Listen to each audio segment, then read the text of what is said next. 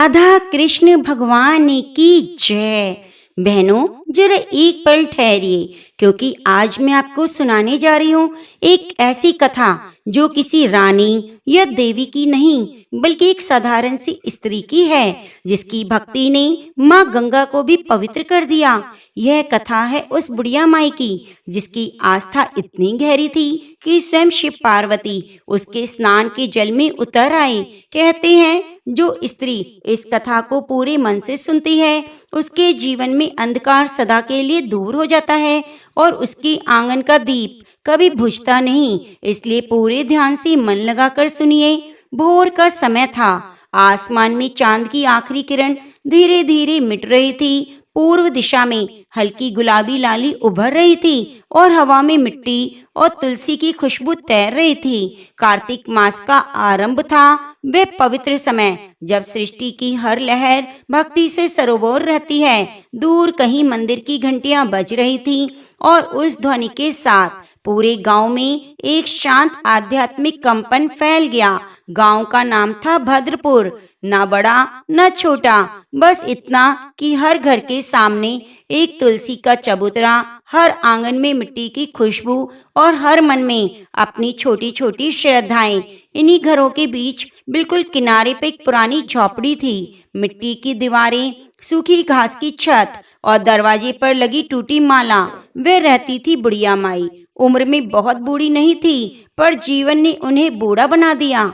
चेहरे की झुर्रियों में बीते दिनों का दर्द था। भक्ति का तेज साथ साथ बसा हुआ था। उसका कभी पति भी था, बेटा भी था, पर अब दोनों ही एक महामारी में चले गए। अब अकेली थी, पर अकेली होकर भी खाली नहीं थी, क्योंकि उनके भीतर एक दीप जलता था, श्रद्धा का दीप, जो हर सुबह उन्हें गंगा जल की ओर खींचकर ले जाता। गांव के लोग उन्हें पागल माई कहते, अरे इतनी सर्दी में कौन कार्तिक स्नान करता है, मर जाएगी। बुढ़िया पर माई हंस देती, एक धीमी सी शांत हंसी जो किसी भक्ति की गहराई से आती थी। वह कहती, देह ठिठुरे तो ठिठुरे, पर आत्मा को गर्मी मिलती है कार्तिक के जल से। हर सुबह वह अपनी मिट्टी के छोटे से घड़े में जल भरती, सिर पर पुरानी शॉल डालती और नंगे पांव तालाब की ओर चल पड़ती। रास्ते में ठंडी हवा उनके चेहरों को चूमती और वह बुदबुदाती, हर हर गंगे, हर हर गंगे, हर हर महादेव। तालाब गांव से थोड़ा दूर था। चारों ओर शीशम के पेड़ और बीच में वह नीला शांत जल। माई के कदम जैसे ही तालाब के पास पहुंचते, हवा में एक अजीब सा सन्नाटा फैल जाता, जैसे प्रकृति स्वयं उनकी प्रतीक्षा कर रही हो। वह घड़े के जल निकालती, दोनों हथेलियों में लेकर आसमान की ओर उठाती और कहती, हे शिव, हे पार्वती, इस कार्तिक स्नान से मेरी आत्मा शुद्ध करो। मेरे भीतर जो अंधेरा है, उसे इस जल की ठंडक में भक्ति की गर्मी दो। फिर वह धीरे से उस बर्फीले जल में उतर जाती। पानी इतना ठंडा था कि सांसें जम जाएं, पर माई के चेहरे पर भय नहीं, एक शांति थी। उनके होंठ धीरे धीरे मंत्र बोलते, नमः शिवाय ओम, नमः शिवाय ओम। हर बार जब वे डुबकी लगाती, तालाब की लहरें जैसे उनके साथ झपट करती। सूर्य की पहली किरण जब जल पर पड़ी, तो पानी में एक सुनहरी रेखा चमक उठी और उसी क्षण माई ने महसूस किया कि कोई उनके पास खड़ा है। उनकी आंखें खोली, तालाब के दूसरे छोर पर एक वृद्ध साधु खड़ा था। श्वेत वस्त्र, जटा जूट और आंखों में गहरी दया। वे मुस्कुराए और बोले, माई, ठंड लग रही होगी, ये कैसी जिद है। माई ने सिर झुकाया और बोली, साधु बाबा, ये जिद नहीं, मेरा प्रण है। जब तक ये शरीर चलेगा, कार्तिक के हर दिन स्नान करूंगी। साधु मुस्कुराए, क्या मिलेगा स्नान से माई? मिलने की चाह होती तो मैं मांगती, यह तो देने की बात है बाबा। मैं अपनी भक्ति इस जल को देती हूँ। साधु ने उनकी ओर देखा, उनकी आंखों में अद्भुत तेज था। वे कुछ क्षण मौन रहे, फिर बोले, तू धन्य है माई, तेरे स्नान से ये तालाब तीर्थ बनेगा। और यह कहकर वह साधु हवा में लुप्त हो गए। माई चौंकी, पर डरी नहीं। उनके हृदय में एक ऊष्मा उठी, ऐसी ऊष्मा जो केवल भक्ति से आती है। उन्होंने हाथ जोड़कर कहा, शिव शंभु, आज मुझे जान पड़ा, कार्तिक का जल केवल जल नहीं, आपका आशीर्वाद है। उस दिन से माई का स्नान और भी गहरा गया। अब वह केवल शरीर से नहीं, आत्मा से स्नान करती। सुबह की ठंड में जब उनके शरीर में भाप उठती तो लोग कहते, देखो बुढ़िया से धुआं निकल रहा है, पर वास्तव में वह धुआं नहीं, भक्ति की अग्नि थी। हर शाम वह तालाब के किनारे एक दीप जलाती, मिट्टी का साधारण पर प्रेम से भरा हुआ। वह दीप तालाब के जल में रख देती और कहती, माँ पार्वती, यह दीप मेरी भक्ति है, जो जल की तरह हर स्त्री के मन तक पहुँचे। धीरे धीरे यह बात पूरे गांव में फैल गई। लोग कहने लगे, वह बुढ़िया नहीं, कोई देवी है, क्योंकि जब वह स्नान करती है तो तालाब के जल में हल्की नीली आभा उठती है, जैसे जल के भीतर कोई दिव्य छाया उतर रही हो। उस रात माई अपनी झोपड़ी में लौटी। आसमान में चांद पूरा था, हवा में तुलसी की गंध। वह अपने दीप के सामने बैठी और धीरे से बोली, आज किसी ने मुझसे कहा कि मैं धन्य हूँ, पर असली धन्यता तो जब होगी जब वह भक्ति किसी और स्त्री तक पहुँचे। फिर उन्होंने दीप के सामने एक संकल्प रखा, माँ लक्ष्मी, माँ पार्वती, मेरी एक कार्तिक भक्ति केवल मेरे लिए ना रहे। जब कोई स्त्री स्नान करे तो उसे भी वही शांति मिले जो मुझे इस जल से मिली है। और उसी क्षण दीप की लौ थोड़ी और ऊंची उठी, मानो किसी ने आशीर्वाद दिया हो। उस लौ की रोशनी में माई के चेहरे की झुर्रियों के चमकने लगे। हर रेखा अब जैसे कहानी कह रही थी। भद्रपुर गांव में ठंड अब पूरी तरह उतर चुकी थी। सुबह का कुहासा इतना घना था कि मानो धरती ने सफेद चादर ओढ़ ली हो। पेड़ों की टहनियां ओस में भीगी, पत्तों से टपकते क्षण क्षण करते छोटे छोटे दीप चमकते। यह वही समय था जब अधिकांश लोग अपने घरों में अंगीठी के पास बैठ जाते हैं, पर बुढ़िया माई फिर भी रोज की तरह अपने जल के लिए निकल पड़ी। लोग अब खुले में हंसने लगे, अरे माई देखो, इस ठंड में भी जा रही हो गंगा नहाने, कहीं बर्फ में जम गई तो भगवान को भी तरस आ गया होगा इस पागल पर माई बस मुस्कुरा देती। उनकी चाल धीमी थी पर हर कदम में दृढ़ता। वह बोली, ठंड शरीर को लगती है, मन को नहीं, और जब मन में भक्ति हो तो जल भी आग बन जाता है। उनकी यह बातें बच्चों को भली लगती थी। गांव के बच्चे अब हर सुबह माई के पीछे पीछे चलने लगे। कभी कोई छोटा बालक कहता, माई आज मैं दीप जलाऊंगा, तो माई उसे सिखाती, बेटा दीप हाथ में नहीं दिल से जलाते हैं। धीरे धीरे गांव के लोग माई को और गहराई से देखने लगे। जो पहले उनका मजाक उड़ाते थे अब मन में सोचने लगे, क्या सच में इनमें कोई शक्ति है। कार्तिक मास का मध्य चल रहा था। सर्दी इतनी बढ़ गई कि तालाब का जल बर्फ जैसा हो गया। हवा चलने पर पहाड़ों की टहनियां टूट जाती। पर उस दिन भी माई अपने घड़े के साथ तालाब पहुंची। उन्होंने हाथ जोड़े और बोली, हे महादेव, आज भी तू साथ है। जो जल मेरे पांवों को नहीं, आत्मा को छुए।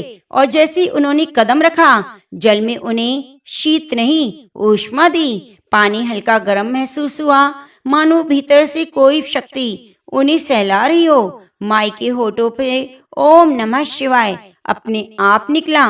तालाब की सतह पर लहरें उठी और उनके चारों ओर घूमने लगी। उनके माथे पर गंगा जल की एक बूंद ठहरी, जो सूरज की किरणों की तरह छूकर चमकने लगी। एक दिव्य ज्योति सी दूर कैलाश पर। माँ पार्वती ने यह दृश्य देखा। उन्होंने कहा, प्रभु, ये कैसी नारी है जो ठंड में भी अग्नि बन गई। शिव मुस्कुराए, यह वही शक्ति है जो तुम्हारे अंश से निकली है पार्वती। तुम्हारी करुणा रूप अब धरती पर स्नान कर रहा है। पार्वती माँ बोली, तो क्या मैं उसे देख सकती हूँ? शिव बोले, उसके पास जाने पर अपने स्वरूप में नहीं, वह साधारण है। अगर तू देवी बनकर गई तो वह प्रण छोड़ देगी। जाना माँ के रूप में, देखना कैसी भक्ति तेरे स्नेह से मिलती है। अगली सुबह जब माई अपने स्नान के लिए तैयार हो रही थी तो झोपड़ी के दरवाजे पर दस्तक हुई। बाहर एक अजनबी स्त्री खड़ी थी, सफेद साड़ी में, चेहरे पर कोमल मुस्कान, आंखों में करुणा। वह बोली, माई मैं राह भटक गई हूँ, क्या आपके साथ तालाब चल सकती हूँ? माई मुस्कुराई, आओ बेटी, यहाँ कोई किसी अजनबी नहीं, दोनों साथ चले। रास्ते में वह स्त्री पूछती रही, माई क्या सच में यह जल सब पाप मिटा देता है? माई बोली, पाप जल नहीं मिटाता, पश्चाताप मिटाता है। यह जल तो बस आत्मा को दर्पण दिखाता है। जब वे तालाब पर पहुंची तो माई ने जल में डुबकी लगाई और जब ऊपर आई तो देखा वह स्त्री सामने खड़ी है, पर उसके सिर पर हल्का सा तेज है। माई के होंठ कांपे। तू कौन है बेटी? स्त्री मुस्कुराई, मैं वही हूँ जिसे तू रोज जल में पुकारती है, मैं पार्वती हूँ। माई के आंसू बह निकले। उन्होंने जल में झुककर प्रणाम किया। माँ, मैं तो एक साधारण स्त्री हूँ, आप स्वयं मेरे सामने कैसे? पार्वती ने हाथ थामा और बोली, तू साधारण नहीं, तू आस्था का रूप है। तेरी डुबकी से कैलाश तक कंपन होता है। तेरी श्रद्धा से इस जल को गंगा के समान बना दिया। माई की आंखें भीग गई। उन्होंने कहा, माँ, अगर मेरी भक्ति सच्ची है तो हर स्त्री को ये आशीर्वाद मिले, जो इस जल में उतरे वे अपने भीतर शांति पा ले, उसको अमर सुहाग का वरदान देना। पार्वती मुस्कुराई, तथास्तु। उन्होंने अपने आंचल से जल उठाया और तालाब में मिलाया। उस क्षण तालाब के जल में हल्की सुनहरी चमक फैल गई। जो जल ठंडा था अब वह गर्म महसूस होने लगा। लोगों ने कहा, आज जल में माँ उतर आई है। उस दिन के बाद माई की कथा पूरे शहर में फैल गई। लोग दूर दूर से आने लगे। कोई कहता, मैं रोगी हूँ, कोई कहता, मेरे मन में शांति नहीं। माई बस कहती, जल में उतर जाओ मन से। कुछ दिन बाद शिवजी स्वयं साधु के रूप में प्रकट हुए। उन्होंने माई से कहा, लोग अब तुझसे वरदान मांगने लगे हैं क्या? तू जानती है तू अब क्या बन गई है? माई बोली, मैं कुछ नहीं बाबा, मैं तो बस उस दीप की बात करती हूँ जो आपके नाम से जल रही है। शिव मुस्कुराए, तेरे लोग कभी नहीं बुझने दूंगा माई, तेरा नाम रहेगा भक्ति की गंगा। और उसी क्षण तालाब का नाम बदल गया। लोगों ने कहा, माई गंगा अब हर भोर जब हवा में ओस होती है, पंछियों की आवाज गूंजती, लोग देखते तालाब के जल पर एक छोटी सी दीपक की लौ तैर रही होती, बिना किसी के जलाए। वह माई की भक्ति की लौ थी जो कभी बुझती नहीं। भद्रपुर गांव अब बदल चुका था। जिस गांव में कभी बुढ़िया माई को ठंडे पानी में उतरने पर हंसी उड़ाई जाती थी, वही गांव अब हर सुबह उनके साथ हर हर महादेव की जयकारे लगाता। तालाब जो पहले बस एक साधारण जलाशय था, अब माई गंगा के नाम से पूजित हो गया। लोग कहते, यह जल पवित्र है क्योंकि इसमें एक नारी की आत्मा ने प्रेम मिलाया है। माई अब भी उसी सादगी से रहती, एक फटी साड़ी, एक छोटी झोपड़ी, आंखों में इतनी शांति जिसे देखकर हर किसी का मन स्थिर हो जाए। वह कहती, देवी होना कोई बड़ा नहीं बेटा, देवी की तरह प्रेम करना मुश्किल है। एक सुबह जब माई स्नान के लिए जा रही थी, आसमान पर काले बादल थे, हवा तेज थी, तालाब का जल उफान पर था। लोगों ने कहा, माई आज मत जाओ, बिजली गिरेगी। माई मुस्कुरा दी, जब ईश्वर बुलाए तो डर कैसा। वे धीरे धीरे तालाब के पास पहुंची। बिजली गरज रही थी पर उनके कदम नहीं रुके। उन्होंने आकाश की ओर देखा और कहा, हे महादेव, अगर आज भी तू मेरे साथ है तो यह जल मुझे अपनी गोद में ले ले। और फिर वह पानी में उतर गई। जैसे उन्होंने डुबकी लगाई, बिजली आकाश में कौंधी, पूरे तालाब में सुनहरी लहरें फैल गई।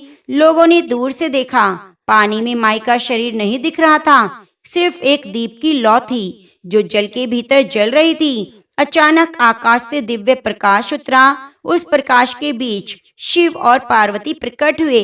शिव ने कहा, यह क्या चमत्कार है पार्वती? पार्वती बोली, यह भक्ति है प्रभु, यह वह प्रेम है जो मृत्यु को भी भुला देता है। दोनों माई के पास आए।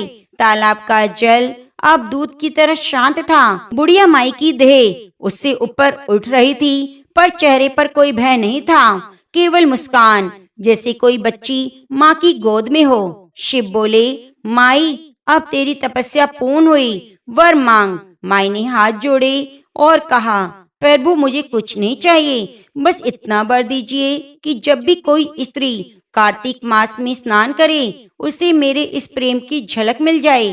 पार्वती जी मुस्कुराई। तथास्तु, तेरी आत्मा अब हर जल में, हर दीप में रहेगी। शिव ने अपने त्रिशूल से तालाब के जल को स्पर्श किया। उस क्षण आकाश में एक कमल खिला और उस कमल के भीतर बुढ़िया माई का चेहरा मुस्कुराया। गांव के लोगों ने जब देखा तो उनके कदम अपने आप तालाब की ओर बढ़ गए। किसी ने कहा, वह जल अब दूध बन गया है। किसी ने कहा, वह सुगंध आ रही है। किसी ने कहा, माँ अब देवी बन गई है। लोग रोने लगे, पर वह रोना दुख का नहीं, वे भक्ति का था। वह एक छोटी सी बच्ची थी, गोपी। वे माई के पास हर रोज आती, उनसे दीप जलाना सीखती थी। उसने देखा तालाब में एक छोटा सा दीप बह रहा है। उसकी लौ माई के चेहरे की तरह कोमल है। गोपी बोली, माई मैं डरती हूँ, यह लो बुझ जाएगी। तालाब के जल से एक मंद आवाज आई, प्रेम से जलाई लौ कभी बुझती नहीं बेटी। उस दिन से कार्तिक स्नान का अर्थ ही बदल गया।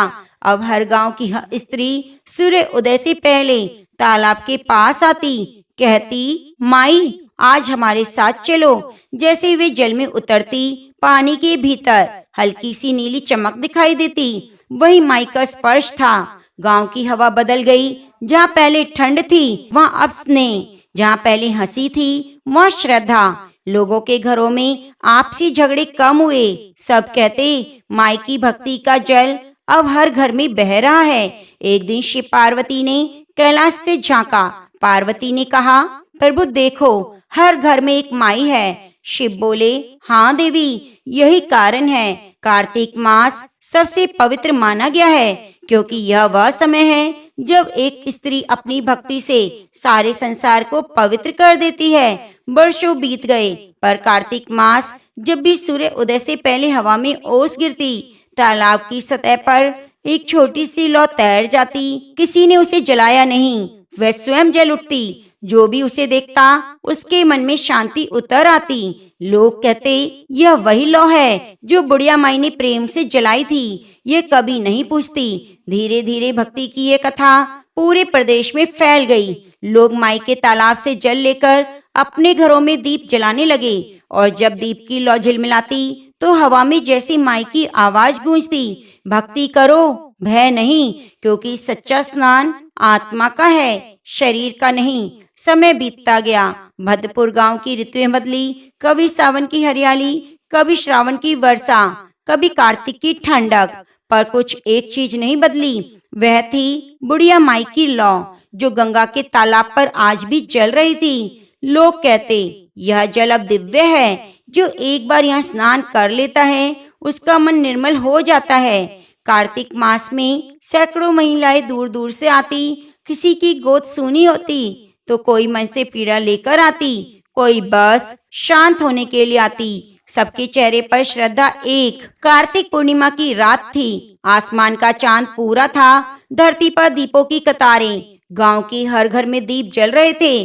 लोग तालाब के चारों ओर एकत्रित थे, क्योंकि कहा जाता है कि आज की रात माई का आशीर्वाद सबसे प्रबल होता है। वातावरण में हल्की सुगंध थी, तुलसी, दीपक के तेल और भीगी मिट्टी की मिलीजुली खुशबू। सबके मनों में अजीब सी प्रतीक्षा थी। और तभी तालाब के जल से हल्की रोशनी उठी, पहले धीमी, फिर तेज, फिर पूरे आकाश को छूती हुई। लोगों ने देखा, उस रोशनी के भीतर एक आकृति बनी है। सफेद साड़ी, झुर्रियों वाला चेहरा, पर तेज इतना कि आंखें झुक जाए। वह माई थी। लोगों ने हाथ जोड़े, कोई रोने लगा, कोई गिड़गिड़ाने लगा, माई मेरे घर में सुख दे, माई मेरे को मेरी बेटी का वर मिल जाए, माई मेरे पति का क्रोध शांत हो जाए। माई मुस्कुराई। उनकी आवाज जल की तरह गूंजी, बेटियों मांग न छोड़ो, सच्चा स्नान करो जो भीतर की मैल को धो दे। मन निर्मल हो जाए तो वरदान अपने आप मिलते हैं। और फिर उन्होंने तालाब के जल को छुआ। उस जल में कमल खिल उठे, सफेद, नीले, गुलाबी, ईश्वर का आशीर्वाद बनकर उतर आए हों। माई बोली, आज से यह जल वृत जल कहलाएगा। प्रेम और भक्ति से इसमें स्नान करेगा, उसे जीवन दिशा मिल जाएगी। अचानक हवा में घंटियों की आवाज आई। शिव पार्वती आकाश से प्रकट हुए। चारों ओर दिव्यता छा गई। शिव बोले, माई तूने जो मांगा वह शाश्वत होगा। तेरी भक्ति अब हर स्त्री में प्रभावित होगी। पार्वती ने अपना आंचल फैलाया, बोली, तेरी हर डुबकी में जो लहर उठी थी वह अब हर नदी, हर जलाशय, हर द्वीप में रहेगी। जब कोई स्त्री प्रेम से स्नान करेगी तो तेरे नाम का एक अंश उसमें जागेगा। माई ने झुककर प्रणाम किया, माँ मैं तो बस एक मिट्टी थी, आपने मुझे अर्थ दिया। पार्वती मुस्कुराई, मिट्टी जब भक्ति में भीग जाती है तो वह देवत्व बन जाती है। उस रात माए धीरे धीरे तालाब के बीच चली। लोगों ने देखा, उनके पांव जल में पूरे डूबे पर लहरें शांत थी। वह आगे बढ़ी, दीप हाथ में था। उन्होंने दीप को जल की सतह पर रखा। वह दीप बढ़ता गया, ऊंचा उठता गया और फिर आकाश में समा गया। सभी ने देखा, आकाश में वही दीप अब तारों के बीच चमक रहा है। पार्वती ने कहा, देखो ये वही लो है जो कभी नहीं बुझी। सुबह जब गांव वाले तालाब के चारों ओर इकट्ठा हुए तो चंदन जैसी खुशबू, जल से धुआं नहीं भक्ति उठ रही थी। किसी ने देखा, तालाब के किनारे एक पथराई सी आकृति है, माई की प्रतिमा। मुस्कुराती हुई, वे किसी ने बनाई नहीं, अपने आप बन गई। गांव वालों ने कहा, यह माँ का वरदान है, माई अब इस जल में जीवित है। इसके बाद से हर वर्ष कार्तिक मास की भोर में जब भी कोई स्त्री स्नान करती तो तालाब से हल्की गुनगुनी लहर उठती और लोग कहते, माई की हथेलियां अभी भी इस जल को छू रही हैं। वर्ष बीते, युग बदले, भद्रपुर अब नगर बन गया। तालाब के चारों ओर मंदिर पर बीच बीच में वही जल वैसा ही रहा, कभी सूखा नहीं, कभी मलिन नहीं हुआ। अब तालाब का नाम भी माई गंगा तीर्थ हो गया। जब भी कोई भक्त इसमें स्नान करता तो जल में हल्की सुनहरी झिलमिलाहट दिखती। पुजारी कहते, ये माई आत्मा है। पुजारी कहते, यह माई की आत्मा है। अब वह भी हर भक्त के साथ उतरती है। उसने तालाब के जल में डुबकी लगाई और कहा, माई मेरे पास अब कुछ नहीं बचा। और जैसी ऊपर उठी, चेहरे पर शांति उतर आई। वे मुस्कुराई, बोली, सब मिल गया और चली गई। पर उसके पीछे हवा में वही गंध रह गई, तुलसी और दीपक की लौ। कहा जाता है कि आज भी पूरे भद्रपुर नगर में कार्तिक मास में सभी स्त्रियां भोर में स्नान करती हैं और वह तीर्थ अब तीर्थ नहीं, एक दिव्य धाम बन गया है। और जो भी इस कथा को सुनता है वह स्नान नहीं करता, बल्कि उसकी आत्मा भगवान की भक्ति में लीन हो जाती है और उसे अमर होने का वरदान मिल जाता है। अमर होना वह नहीं कि हम अपने जीवन को अमर करें, भक्ति में लीन होना, भगवान में समा जाना हमारे कार्तिक स्नान का विशेष महत्व है। तो प्रिय भाई सखियों, आपसे यही कहना चाहूंगी, आप भी कार्तिक स्नान करें, तन से नहीं मन से, आत्मा से उसमें लीन हो जाएं। भगवान के आगे मांगना नहीं होता, भक्ति वह है जो बिन मांगे मिल जाए। तो आइए आज हम ये प्रण करें कि कार्तिक स्नान हम तन से नहीं आत्मा से करेंगे। हरे कृष्णा।